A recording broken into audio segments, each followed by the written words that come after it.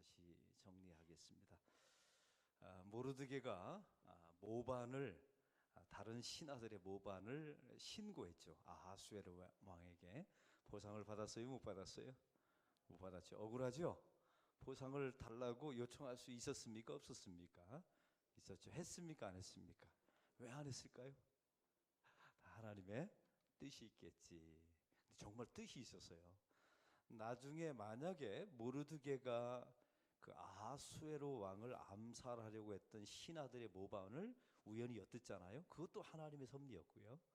그걸 왕에게 고해서 보상을 받았더라면 아마 모르드게는 그런 보상을 바라고 일하는 사람이다라는 편견을 가지게 되었을 겁니다. 그래서 나중에 유대인들이 멸살 당할 그 지경에서 아하수에로 왕의 마음이 움직였을까 이런 생각을 갖게 돼요. 그러니까 작은 보상을 포기하게 될 때 나중에 하나님은 더 큰 보상으로 갚아 주셨습니다. 할렐루야. 한번 따라해 봅시다. 하나님의 손은 나의 손보다 큽니다. 여러분, 모르드게가 보상을 받지 않고 사실은 성경에 보니까 누가 왕의 다음 자리로 올라가게 됩니까? 하만 사람이었죠. 여러분, 이 하만은 어디 사람이라고 성경에 나와 있어요? 한번 따라해 봅시다. 아각 사람. 함무다다의 아들 아각 사람이라고 나와 있죠. 여러분, 아각은 누구의 왕이었다고요? 아말렉 족속의 왕이었습니다.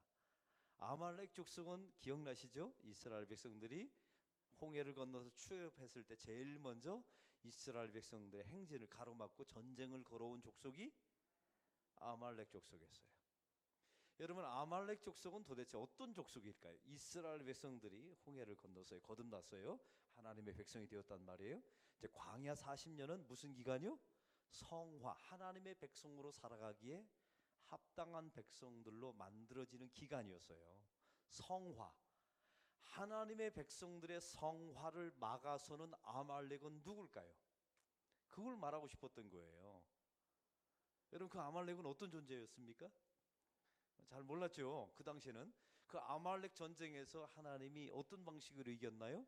모세가 손을 높이 들어서 기도하면 여호수아가 전쟁터에서 아말렉과 이기고, 모세의 손이 내려오면 아말렉이 이기고 이스라엘이 지고. 그러니까 이건 어떻게 보면 그 일반적인 전투가 아니라 영적인 전투였다는 거예요. 하나님의 백성들이 성화의 길을 걸어갈 때 막아서는 존재와 어떻게 이겨야 되는가. 그러면 이 아각이라는 사람, 이 아말렉 왕은 어떤 모습이냐면, 하만이 아각 사람이라고 나와 있잖아요. 하만이 모르드게가 찾아야 될 왕의 다음 자리를 하만이 차지합니다. 하만이 그 자리에 앉자마자 첫 번째 했던 게 뭐예요? 모든 사람은 다 나에게 와서 무릎을 꿇고 절하라. 자기를 숭배하라는 거예요. 여기서 아셔야 됩니다. 그러면 아말렉 족속이 상징하는, 이 아각 사람이 상징하는 그 성화를 방해하는 성도들의 대적은 뭐라고요? 자기를 숭배하는 것. 제가 말씀드렸어요. 하나님께서 아말렉 족속을 멸절하라, 아주 시도 없이 말려버리라, 이렇게 했을 때 이걸 어겼던 왕이 누구였습니까? 사울 왕이었어요. 그걸 보시고 하나님께서 사울을 버린 겁니다. 그러면 여러분, 아말렉 왕 아각을 죽이지 않았다고 해서 하나님이 버렸다, 그런 의미가 아니에요. 성화의 과정 속에서 자기 숭배에 빠진 것을 방치하는 사람, 자기가 자기 숭배하는 것을 방치하는 사람은 하나님께로부터 뭐한다? 버림받는다. 누구처럼요? 사울처럼. 이 이야기를 하고 싶었던 거예요. 할렐루야. 여러분, 이 하만이라고 하는 사람은 굉장히 악에 바친 사람이에요. 여러분, 악은 악을 낳고 악은 진화합니다. 그리고 악은 아주 집요해요. 그 아하수에로 왕에게 찾아가서 하만이 모함을 합니다. 유다인들을 모함하는데 네 가지로 모함하죠. 첫 번째는 이스라엘 유대인들은 항상 분리되어 있습니다. 고립되어 있습니다. 사실 분리되어 있죠. 왜? 거룩하니까. 하나님의 거룩한 백성은 분리되다는 의미 아닙니까? 또한 저들만의 독특한 사는 방식과 법이 따로 있습니다. 그 법이 뭐였어요? 율법이었잖아요. 모세오경 율법. 그러니까 사는 방식이 다릅니다. 그러니까 뒤집어 보면 우리를 비난하는 게 아니라 하나님의 백성의 칭찬거리예요. 여러분, 우리는 사는 방식이 독특하죠? 왜 대답이 없어요, 여러분? 독특하지 않아요? 여러분, 세상 사람과 비슷합니까? 우리 어떻게 보면 거룩한 백성, 분리된 백성들이에요. 맞죠? 그리고 우리는 사는 방식이 달라요. 하늘의 방식이죠. 그리고 더 중요한 것은 그 하만에 보면 왕의 법령을 지키지 않습니다라고 모함하죠. 사실은 왕의 법령을 지키지 않는 게 아니라 하나님의 법령을 지켰을 뿐이에요. 여러분에게 한번 묻습니다. 성경에 있는 법령을 다 지키면 세상의 법이 필요 있습니까? 없습니까? 없어요. 사실은 이웃을 사랑하라, 이것만 지켜도요, 살인하지 않고 도둑질하지 않고 간음하지 않고 다 되는 거예요. 사실은. 그러니까 사실은 세상의 법 위에 누구의 법이 있어요? 하나님의 법이 있어요. 그래서 하나님의 법을 지켜내면 사실은 세상이 좋아지거든요. 근데 이렇게 모함합니다. 왕의 법을 어겼습니다 라고 말하고, 또 아하수엘의 왕에게 하만이 찾아가서 은 1만 달란트를 뇌물로 줍니다. 그리고 이 백성을 어떻게 달라고 요청합니까? 진멸해 달라고. 그래서 제비를 뽑죠. 날짜까지. 제비 뽑다라는 제비의 단어가 부르예요. 그 부르에서 나온 것이 불임절입니다. 한번 따라해보자. 불임절. 그 날이 언제였어요? 첫째 달 13일이었어요. 13일은 14일의 전날이죠. 첫째 달 14일은 도대체 무슨 날이었어요? 유월절. 이스라엘 백성들이 구원받은 날. 근데 절묘하게 그 전날 뭘 꿈꾸고 있어요? 이스라엘 백성들을 완전히 페르시아에서 전멸시킬 계획을 세우고 그 날짜를 세웁니다. 그리고 전국에다 조서를 내려요. 왕의 직인을 찍어서 첫째 달 13일 날 모든 유대인들을 다 죽이라. 그리고 재산은 어떻게 하라? 빼앗아 가져라. 이런 조서를 내립니다. 조서를 가지고 이제 7개월 동안 반포한 거예요. 여러분, 7개월 동안 유다인들은 이 조서를 이미 알아본 거예요. 얼마나 두려웠겠습니까? 여기서 보이는 모르드게의 몇 가지 반응을 보겠습니다. 첫 번째, 여러분, 하나님의 백성들이 이런 위기감이 인생 속에 위기가 찾아옵니다. 절대절명의 위기, 완전히 멸절당할 수밖에 없는 인생의 위기가 찾아와요. 그때 도대체 모르드게는 어떤 방식으로 이 문제를 풀어갔는가를 이제 한번 보시기 바랍니다. 첫 번째는 위기의식을 가지고, 한번 따라해보세요. 위기의식. 여러분, 특별히 하나님의 백성들은 자기에게 찾아온 문제나 교회 공동체 안에 누가 이 문제를 풀어가냐면 위기의식을 가지고 있는 사람들이 풀어가요. 잘 될 것입니다. 문제 없습니다. 이런 사람들은 진짜 위기가 찾아오면 다 무너집니다. 그런데 조그마한 문제가 뚝이 하나만 터져도 이게 가만 놔두면, 여러분, 깨진 유리창의 법칙 아시죠? 아세요? 여러분, 어떤 도시 안에 깨진 유리창 하나를 방치해뒀더니 어떻게 됐다고요? 범죄율이 몇십 배 올라갔다는 거예요. 근데 더 놀라운 사실은 그 깨진 유리창을 보수했더니 나중에 범죄율까지도 떨어지더라는 거예요. 여기서 중요한 깨진 유리창의 법칙의 가장 중요한 메시지가 뭐냐면, 자기 삶 가운데 조그마한 유리창이 깨지거나 어떤 문제가 발생할 징조가 생기면 그 사람들은 민감하게 위기의식을 가지고 진단하고 대처해야 된다는 거예요. 여러분, 교회도 마찬가지입니다. 한국교회가 소망이 있는 이유가 뭔지 아세요? 한국교회가 무너졌다, 힘들다, 어렵다, 내리막길이다. 아니요. 여러분, 절대 그렇지 않아요. 왜 그러냐면 이 위기감을 이미 깨닫고 준비한 사람들이 있었어요. 할렐루야. 한국교회는요, 이걸 알고 이런 징조가 이미 10여 년 전서부터 있었어요. 한국교회가 이렇게 내리막길을 걷고 이렇게 세상 사람들에게 문매를 맞으면서 비난받고 개독교라는 말을 들을 수밖에 없는 징조들이 이미 10여 년 전부터 있었거든요.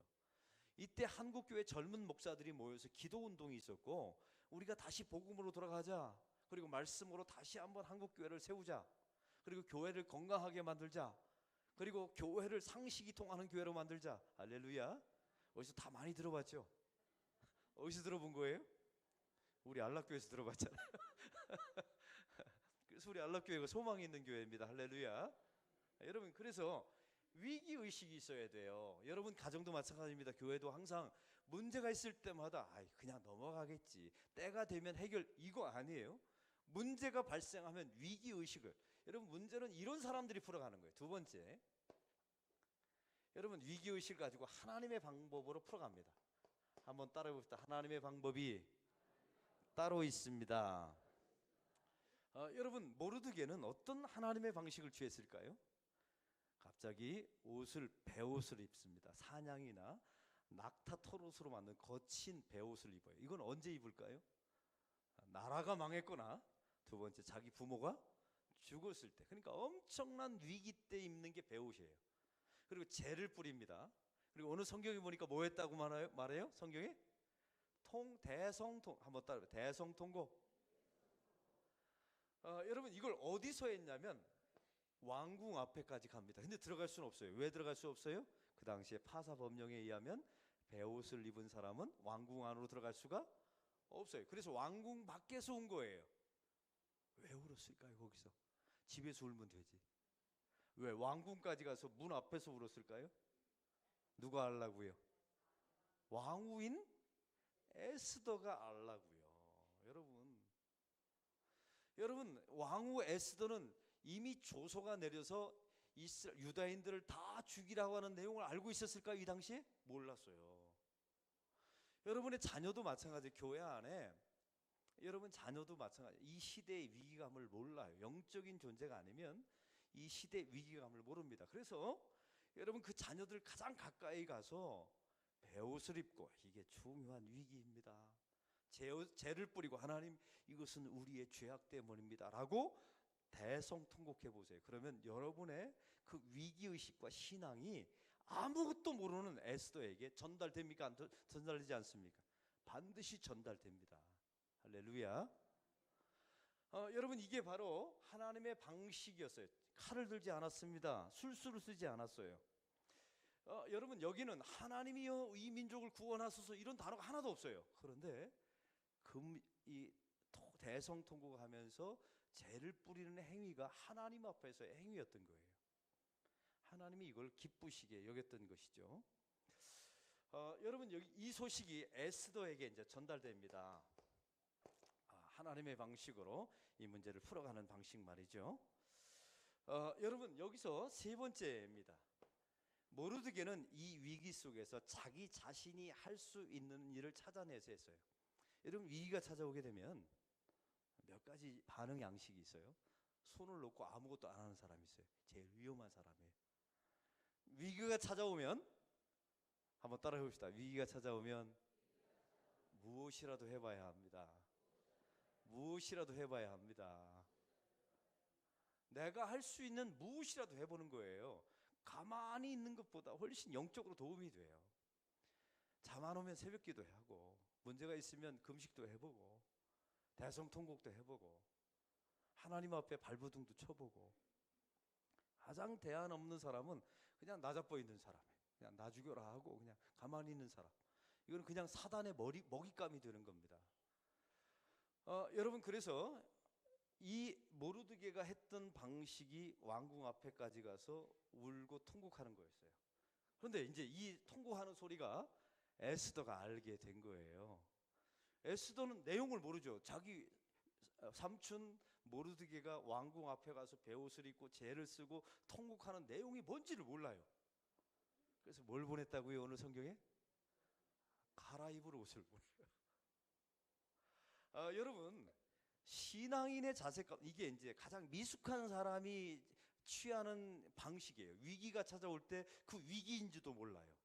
그 위기를 순간적으로 모면할 베옷을 그냥 옷으로 갈아입으라고 옷을 보내요. 그 옷을 모르드게가 입었어요? 안 입었어요? 오늘 성경에 보니까 거절하였더라 하라고 나와 있어요. 여러분 이거는 이렇게 해서 해결될 문제가 아니잖아요. 여러분 베옷을 좋은 옷으로 갈아입으면 문제가 해결됩니까? 여러분의 가난의 문제를 돈이 많아지면 해결되나요? 왜 이 대목에 확신이 또 없으세요? 여러분이 질병에 걸렸어요. 병 나오면 해결된 겁니까? 요즘 요한복음 잘못 배웠나 봐요. 여러분 예수님이 나의 구주시고 내 생명의 떡이라는 것을 배우려고 오병이어로 5천 명을 먹이셨잖아요. 근데 이 이스라엘 백성들이 광야에서 오병이어만 딱 먹어치우고 예수님이 나의 생명의 떡이시다는 것을 못 배웠다면 이것은 아무 소용이 없어요. 다시 표현합니다. 그래서 이렇게 회피하는 옷을 갈아입으라. 이거는 해결이 안 돼요. 이런 거 거부하셔야 합니다. 그런데 이 에스더는 2단계로 나가면 1단계는 이제 회피하라. 몰랐다는 거니까요. 그럼 도대체 왜 삼촌이 거절하니까 이게 무슨 일일까 하고 이제 내막을 알아봐요. 그랬더니 모르드게 삼촌이 뭐라고 말합니까? 두 가지를 알려줘요. 잘 들어보세요.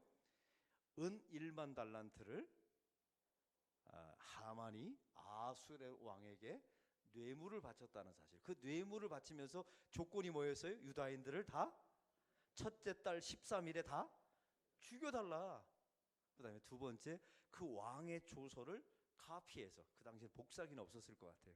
그걸 아마 그대로 적어서 누구에게 전달됩니까? 에스더에게 이게 전달이 되는 거예요. 여러분, 여기서부터 이제 에스더가 이 사실을 알게 되었어요. 이제 알게 된 겁니다. 근데 이제 중요한 게 있어요. 그 에스더에게 이 사실을 알리면서 모르드게가 삼촌이 요청한 게 있어요. 너는 왕에게 나가서 이 조서를 물리라. 다시 말하면 왕에게, 네가 왕후니까 유다인들을 살려달라고 말하라. 이 말을 해버린 거예요. 이때 에스더가 이걸 거절합니다. 거절했던 이유가 뭐예요? 기억나시죠? 이 당시에 페르시아 왕의 놀라운 전통이 하나 있었어요. 왕이 자기 아내를 부르지 않았을 때 여자가 나가면 그 여자는 어떻게 된다고요? 죽게 돼 있어요. 더 놀라운 사실은 왕이 왕후 에스더를 부르지 않은 지, 여기서 불었다는 것은 자기 침소에 부르지 않은 지가 며칠이 됐다고요? 30일이 되었나이다 라고 말하면서 두 가지 이유 때문에 그래요. 이미 왕의 마음이 나에게서 떠나 있습니다. 그리고 내가 부르지 않았는데 나가면 나는 어떻게 합니까? 죽습니다 라고 거절해요. 이해돼요? 안 돼요? 여러분, 에스더가 왜 이럴 수밖에 없나요? 이해되죠? 왜 이럴 수밖에 없어요? 이걸 왜 거절했을까요? 두 가지 이유 때문에 그래요. 첫 번째는 자기 목숨이 귀하잖아요. 잘못하면 죽겠는데요. 두 번째가 더 중요해요. 하나님이 에스더를 왜 왕으로 세웠는지를 아직 모르고 있기 때문에 그런 거예요. 여러분, 에스더는 지금까지 이 사건 이전에 자기가 왜 왕후가 됐을 거라고 생각했을까요? 너무 이뻐서. 이게 지 착각에 사는 거예요. 너무 이뻐서. 또 재수가 좋아서. 운이 따라서. 그거 위에 여러분 상상해 보세요. 에스더가 도대체 무슨 마음을, 여러분 이게 잡혀온 민족입니다. 포로예요. 더군다나 왕후였던 예쁜 와스디가 어느 날 갑자기 폐위당하고 자기가 발탁되어서, 더군다나 발탁되어서 왕후, 그 거대한 자기의 나라를 침략한 페르시아의 왕후가 되는 이 과정은 진짜 너무나 복잡한 과정이고 정교한 과정이잖아요.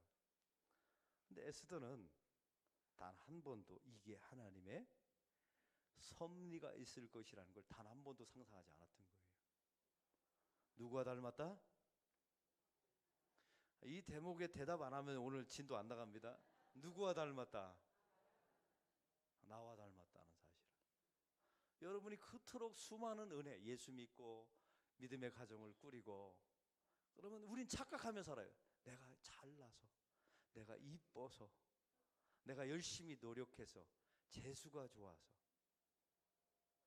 여러분, 이런 사람들은요, 하나님의 부르심에 이 절대절명의 이 순간에 소외됩니다. 거기서 거부하는 거예요. 분명히 여러분, 이 모르드게의 요청은 하나님의 요청이었거든요. 맞죠? 이 민족을 구원하라. 네가 왕후가 되었으니까 왕에게 찾아가서 이 유다인들을 멸절하는 계획을 취소시켜라. 이건 사실은 하나님의 명령이면서 하나님의 부르심이었거든요. 근데 이걸 거절해요. 여러분, 이런 모습들을 보세요. 이때 모르드게가 아주 결단을 촉구합니다. 이제 보세요. 몇 가지. 13절의 말씀을 우리 다 같이 읽겠습니다. 시작.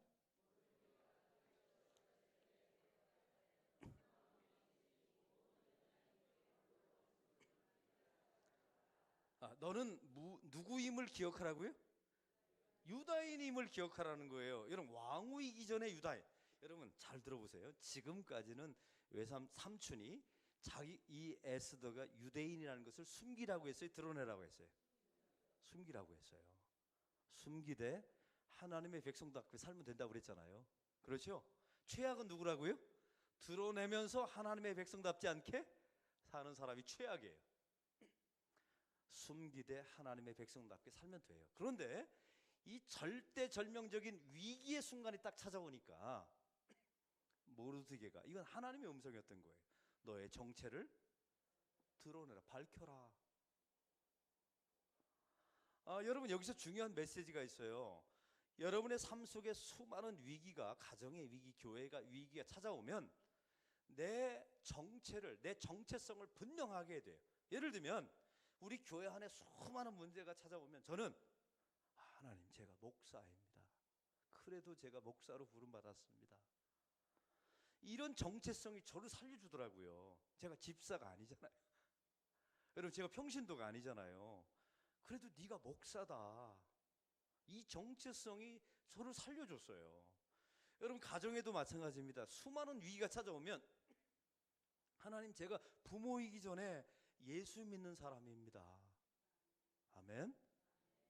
여러분, 이런 고백이 필요해요. 그래서 커밍아웃 하셔야 돼요. 동성애자만 커밍아웃 하는 게 아니라 위기 속에서는 하나님, 제가 그리스도인입니다. 제가 예수를 믿습니다. 이런 커밍아웃을 하셔야 돼요. 여기서 중요한 게 목숨을 걸고요. 이 당시에 유다인이었으면 죽을 가능성이 있었거든요. 중요한 영적 원리를 잊지 마세요. 위기가 찾아오면 숨으면 안 돼요. 하나님, 내가 이래봬도 목사인데요. 제가 이래봬도 장로인데, 내가 이래봬도 권사인데요. 내가 예수 믿는 사람입니다. 이런 커밍아웃을 반드시 하셔야 돼요. 그게 여러분을 지켜줍니다. 할렐루야. 이게 첫 번째 메시지였던 거예요. 유다인임을 잊지 말라. 그 다음에 두 번째 14절의 말씀을 다 같이 읽겠습니다. 시작.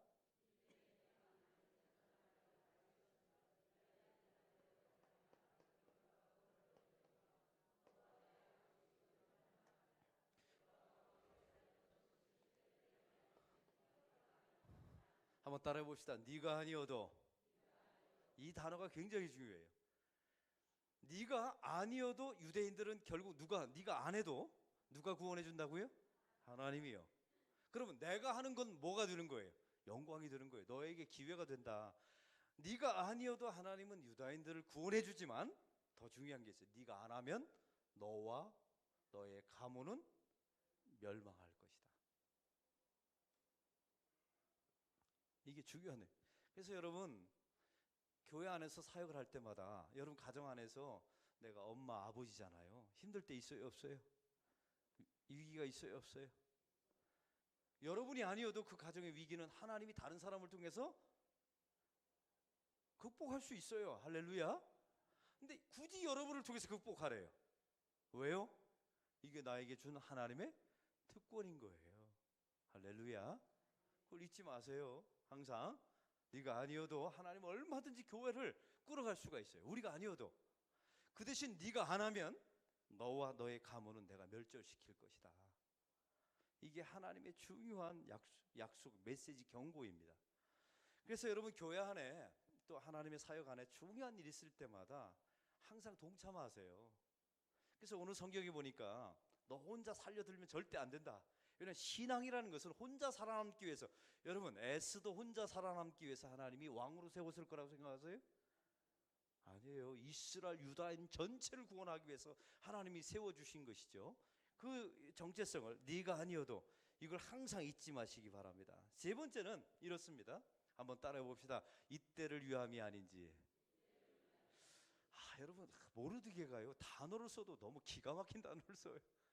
유대인임을 기억하라. 얼마나 중요한 경고입니까? 네가 아니어도 얼마나 네가 안 하면 결국 너와 너의 가문을 멸망시킬 것이다. 하나님의 부르심을 거절했으니까요. 세 번째, 이때를 위함이 아닌지. 여러분에게 물질이 어느 순간에 주어지는 경우가 있어요. 그때마다 횡재다, 옳거니 이런 용어 쓰시면 안 되고요. 한번 따라해보세요. 이때를 위함이 아닌지. 그 이때를 찾으셔야 돼요. 여러분, 교회에 직분을 얻었어요. 이번에 임직 받으신 분들 있잖아요. 내가 그래도 봉사했더니 이런 보상이 주어지는구나. 이거는 패망의 길이에요. 한번 따라해 봅시다. 이때를 위함이 아닌지. 항상 이때를 찾으셔야 돼요. 그 이때가 뭔지를 알아야 되는 거예요. 그걸 발견 못하는 사람은 이제 멸망의 길로 가는 거죠. 왜? 소명을 발견하지 못하는 거니까. 이게 의미가 없어지는 거예요. 여러분, 우리 교회에 새롭게 등록하시는 교인들이 많아요. 그분들은 아유, 내가 하나님의 섭리 가운데 왔나 보다. 이것도 중요하지만 이때를 위함이 아니지. 도대체 이때가 무엇인지를 항상 깨닫기를 바랍니다. 항상 그런 관점이에요. 또한 네 번째 관점입니다. 죽으면 죽으리라. 한번 따라 봅시다. 죽으면 죽으리라. 우리 16절을 다 같이 읽겠습니다. 16절 시작.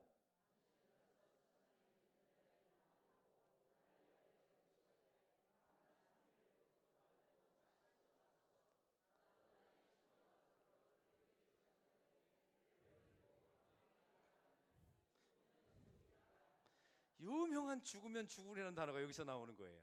이제 잘 들어보세요. 에스더가 만약 왕이 부르지 않는데 나갔으면 어떻게 돼요? 죽어요. 안 나갔어요. 어떻게 돼요? 죽어요. 왜요? 하나님이 그 가문과 너를 멸망시킬 거라고 했잖아요. 그러니까 나가도 죽고 안 나가도 죽어요. 그럼 뭐 하다가 죽을래요? 그 얘기인 거예요. 나가다 죽고 안 나가도 죽으면 나가서 죽죠. 근데 나가서 죽겠다고 하는 사람은 하나님이 살려주신대요. 여러분, 선교 가서 죽어도 여러분 선교 가서 죽는 경우 있죠. 우리 조은주 선교사님 집에 있으면 안 죽을까요? 죽어요. 늙어서 죽어요. 갈래요, 안 갈래요? 이 대목엔 대답을 안 하세요. 어차피 죽는다니까요. 선교 가서 죽는 경우도 있고. 또 여러분, 그래서 저는 이런 생각이 들어요. 만약에 우리 조은주 선교사님이 순교했을 때 우리 교회 엄청난 위기였잖아요. 여러분 어느 정도였는지 상상이 안 되시죠? 제가 그 떠내려간 시체를 수습해서 화장해서 한국에 와서 장례 예배를 치르고 대전까지 가서 부모님에게 그 시신을 이렇게 유고를 넘겨드리는 그 과정을 이제 담임 목사로서 지켜보면서 그 장례가 끝나고 나서 제가 공황 상태가 빠졌어요. 하나님, 큰일 났습니다. 우리 교회 이제 선교는 끝입니다. 이러면 기가 막힌 일이더라고요. 우리가 선교를 시작하고 전담 선교사를 파송했는데 하나님, 우리 교회 선교는 이제 끝입니다. 선교의 선자도 못 끊을 것 같습니다. 이런 위기감이 찾아왔어요. 근데 놀라운 사실은 그 다음 해에 몇 명이 갔는 줄 아세요? 우리 교회 단기 선교팀 사상 제일 많은 사람이 갔어요. 더군다나 청년들이 선봉했어서 우리가 먼저 가겠다고. 근데 제가 만약에 그 앞에 그 몇 년, 3년 동안의 설교를 제가 찾아봤어요. 도대체 제가 안락교회에서 뭐라고 설교했나? 근데 기가 막힌 내용을 하나님이 이미 준비시켜 놨더라고요. 기왕에 죽을 거면 어디 가서 죽자? 선교 가서 죽자라고 제가 설교를 했더라고요. 이불에 쌓여서 집에서 벽에 똥칠하면서 죽는 것은 진짜 부끄러운 죽음이다. 그렇게 설교를 했더라고요. 그래서 제가 살았어요. 무슨 얘기인 줄 아세요? 우리 교인들이 그걸 이해가 된 거예요. 근데 만약에 제가 이런 설교했다고 합시다. 부임해서 3년 동안 예수 믿으면 오래 삽니다. 예수 믿으면 절대로 안 죽습니다. 예수 믿으면 죽어도 살아납니다. 예수 믿으면 선교 가서 일하면 그 가정을 다 복 주십니다. 부자로 만드시고 모든 자녀 진로의 대학의 문을 열어주십니다. 라고 제가 설교했더라면 저는 어떻게 됐을까요? 제가 가르쳐 드릴게요. 쫓겨났어요. 쫓겨났다니까요. 왜요? 기복신앙을 가르쳐놨고 그 기복신앙에 정반대되는 일이 벌어졌잖아요. 여러분, 에스더는 이걸 안 겁니다. 가도 죽어요. 왜? 부르지 않았는데요. 그리고 안 가도 죽어요. 오늘 모르드게가 통해서 말했잖아. 네가 안 가면 네가 아니어도 되고 하나님이 이 민족을 구원하시고 너와 너의 가족은 다 하나님 멸망시킬 것이다. 여러분, 이 말에 용기를 얻은 거예요. 기왕이면 그럼 어떻게 하다 죽자? 나가서 죽자. 여기서 후퇴하고 죽는 거야. 기왕이면 나가서 죽자. 나갔더니 하나님께서 참 놀라운 사실은요, 아하수에랑에게 나갔어요. 부르지도 않았는데 이 여자가 겁도 없이 나온 거예요. 근데 금 호를 내밉니다. 그걸 만졌을 때 용서가 되고 그 에스더가 그 왕에게 모든 요청을 다 해요. 그래서 결국은 다음 주부터 이루어질 구원의 역사가 일어나요. 여러분, 이 관계가 예수 그리스도와 우리와 너무 유사하다는 사실이 기억나지 않으세요? 여러분, 우리는 하나님 앞에 나갈 수 있어요, 없어요? 하나님이 부르지 않고 나가면 우리는 다 죽어요, 다. 근데 우리가 어느 겁도 없이 예수 그리스도를 힘입어서 주님 앞에 나갔더니 주님께서 우리에게 십자가의 그물을 내어주시고 그걸 만지는, 우리가 그 십자가를 붙들고 주님 앞에 나갈 때 주님께서 우리를 용서해 주셨잖아요. 그리고 우리에게 필요한 것들을 공급해 주시고 구원을 베풀어 주셨잖아요. 여러분, 이런 관계를 통해서 하나님의 백성에게 어떤 방식으로 은혜가 주어지는지를 또한 설명하고 있다는 사실이에요. 여러분, 여기서 우리는 항상 4가지 주제를 알고 있어야 합니다. 첫째는 여러분이 하나님의 백성임을 잊지 마세요. 위기가 찾아오면 커밍아웃 하십시오. 내가 예수 믿는다. 여러분, 자녀들 안에, 가정 안에서 어떤 선택의 문제가 있고 어떤 세속의 가치가 들어와서 막 혼란스러우면 예배 시간에 함께 하면서 우리가 그래도 예수 믿는다, 우리가 예수 믿는 사람이다, 이 말 한마디 해보세요. 얼마나 용기가 나는지 몰라요. 참 놀라운 거예요. 이게 용기를 줘요, 우리에게. 이래봬도 우리는, 여러분, 우리 교회가요, 이 건축 과정 중에서 탈법을 할 수 있는 기회가 있었어요. 근데 우리가 뭐라고 외쳤는 줄 아세요? 우리가 이래봬도 교회다, 하나님의 몸된 교회다. 그러니까 뭐 하자는 거예요? 법대로 하자는 거죠. 이게 우리에게 용기를 주는 거예요. 여러분 얼마나 겁이 나는 줄 아세요? 세금을 10%를 내야 돼요. 40억짜리 공사를 하면 4억 원을 세금을, 70억짜리면 7억 원을 세금을 내. 이거 겁나는 상황입니다. 그럼에도 우리가 예수 믿는 사람이다, 그래도 우리가 교회다 외치니까, 커밍아웃 하니까 그 모임에서 우리가 이래봬도 건강한 교회를 꿈꾸는 교회입니다, 이 말이 우리에게 얼마나 용기를 주는지 몰라요. 할렐루야. 또한 네가 아니어도, 항상 네가 아니어도, 이걸 항상 외우세요. 여러분, 가장 나쁜 사람은 뭔지 아세요? 내가 아니면 안 된다고 말하는 사람 어림없어요. 제가 항상 말하죠. 당신이 돌아가셔도 교회는 다 돌아갑니다. 근데 항상 이 시기에, 이 타이밍에 나를 써주신 하나님의 은혜에 감사해야죠. 할렐루야. 또 따라해봅시다. 이때를 위함이 아닌지. 항상 이때를, 뭐가 이때인지를 발견하셔야 돼요. 여러분, 가정 안에 좋은 일이 있으면 야, 잘됐다, 신난다, 이렇게 말하는 사람은 세속주의 된 사람이고, 항상 그때 뭐라고 말해야 돼요? 이때를 위함이 아닌지. 항상 이 고백이 굉장히 중요해요. 그리고 마지막 순간에 나가도 죽고 가만히 있어도 죽으면 죽으리라 하고 가는 거예요. 여러분, 선교도 마찬가지예요. 우리 교회 이런 가정이 있대요. 선교를 가라고 그랬더니 가서 죽을까봐, 조은주 선교사님이 돌아가신 거 보고 죽을까봐 이렇게 안 가는 교인이 있더라고요. 안 가도 죽는다니까요. 기다리면 죽어요. 그렇게 죽을래요, 여러분? 제가 말씀드렸잖아요. 여러분, 예배 시간에 예배 드리다 죽는 것은 진짜 영광스러운 거예요. 여러분, 집에서 저 요양원에서 호흡기 끼고 막 진짜 막 별짓 다 하면서 죽는 게 영광스러운 거예요? 예배당에서 예배 드리다가 자기도 모르게 죽는 게 진짜 영광스러운 겁니까? 예배 드리다 죽는 거, 여러분, 거기서 죽나 여기나 죽으면 똑같아요. 그럼 뭐 하다 죽어야 돼요? 우리는 결론 너무 좋아요. 기왕이면 예배 드리다 죽는 거죠. 죽어도 좋으니까 예배 드리다. 선교도 마찬가지입니다. 어찌 가만히 있어도 죽고 선교 가도 죽어요. 그러면 뭐 하다 죽어요? 선교 가다 죽고자 하면 하나님께서 그 가정을 살려주십니다. 이게 본문의 이야기입니다. 할렐루야. 여러분, 그리스도인의 용기는 이제 결론입니다. 애통함에서 나와요. 위기의식을 가지고 있는 사람에게 용기가 나옵니다.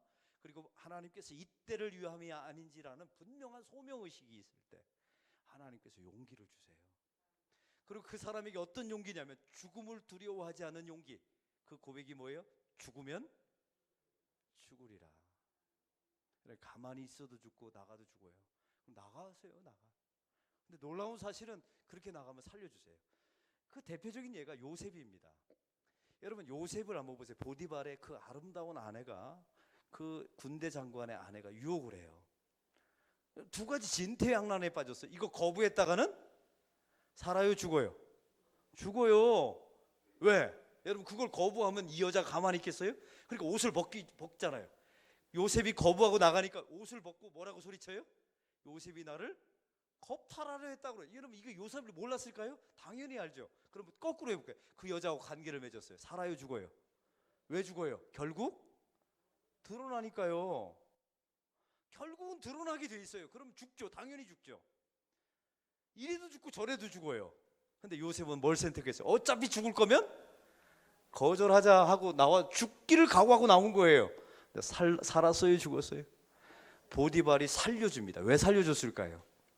이 요셉은 이럴 사람이 아니고 내 아내가 의심스럽다는 사실을 이미 알았던 거예요. 사람들은 이걸 아셔야 돼요. 그래서 하나님의 길로 뛰어든 사람은 하나님께서 죽고자 하는 자를 반드시 살려주십니다. 승리케 해주십니다. 만약 죽어도요, 그 가정과 가문을 하나님께 승리케 하실 줄로 믿습니다. 제가 말씀드렸잖아요. 주기철 목사님 죽으면 죽으라 하고 들어가서 죽으셨잖아요. 신사참배 반대하고. 제가 말씀드렸죠. 그의 자녀들이 다 어떻게 됐다고요? 우리 전 세계 가장 최대 장로교회 담임 목사가 됐어요. 여러분 너무나 놀랍잖아요. 그 손주가 주승중 목사님이 주한 장로교회 담임 여러분 상상이 되세요? 천국에서 주기철 목사님이 굉장히 신나하실 거예요. 야, 내가 그때 죽기를 잘했지. 만약 거꾸로 해볼까요? 배교했다면, 주기철 목사님이 배교했다면 그 자녀들은 어떻게 됐을까요? 오늘 성경의 말씀처럼 너와 네 집안은 멸망하리라. 뭐 하실래요? 여러분에게 묻는 겁니다. 뭐 하실 거냐고. 이때를 위함이 아닌지 죽으면 죽으리라. 이런 신앙을 가지고 하나님 앞에 나아가는, 용기를 가지고 나아가는 저와 여러분이 되기를 소망합니다. 그러면 여러분의 가문과 여러분을 하나님께서 반드시 살려주실 줄로 믿습니다. 그리고 내가 육체적으로 죽어도 주승종 목사님과 그런 주기철 목사님의 후손들이 주 안에서 좋은 명문의 가문이 되는 놀라운 승리가 일어나게 될 줄로 믿습니다. 저는 이걸 믿습니다. 기도하겠습니다. 하나님 아버지 감사합니다. 오늘 말씀을 통하여 하나님의 백성들이 위기 속에서 가져야 되는 신앙의 고백을 갖게 해주심을 감사합니다. 위기가 찾아올 때마다 우리가 그리스도임을 커밍아웃할 수 있도록 도와주시옵소서. 네가 아니어도 이 말에 하나님 날마다 하나님 저에게 이 순간에 이 일을 맡겨주신 것 하나님의 은혜입니다 고백하게 하시고, 또 하나님 오늘 말씀처럼 이때를 위함이 아닌지 좋은 일 있을 때마다 그 때가 무엇인지를, 무엇을 위해서 하나님이 나를 부르셨는지를 깨닫는 역사가 있게 하옵소서. 죽으면 죽으리라. 가만히 있어도 죽고 나가도 죽을 거면 하나님 차라리 나가서 죽고자 하는 자는 하나님이 살려주실 것이라고 믿습니다. 이런 믿음을 가지고 전진하고 나아가는 믿음의 백성들이 되게 하여 주옵소서. 예수 그리스도의 이름으로 기도하옵나이다. 아멘.